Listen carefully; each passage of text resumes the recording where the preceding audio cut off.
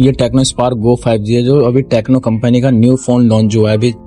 ये फोन बहुत ही स्मूथ और फास्ट है, जो कि किसी भी कंडीशन के लिए बहुत अच्छा है।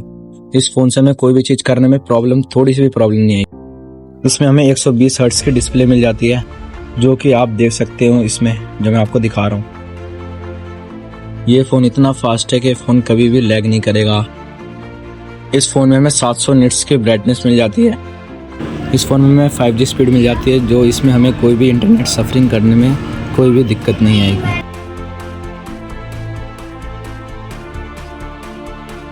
इसके अंदर हमें एक AI भी मिल जाता है, जो टेक्नो कंपनी का खुद का AI आर्टिफिशियल इंटेलिजेंस है, जिसका नाम एला है।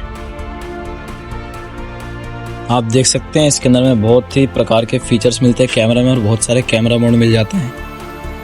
ये मात्र 9,999 रुपये में आ जाता है। इसको खरीदने के लिए फ्लिपकार्ट और अमेज़ॉन से परचेज कर सकते हैं आप, अवेलेबल है वहाँ पे।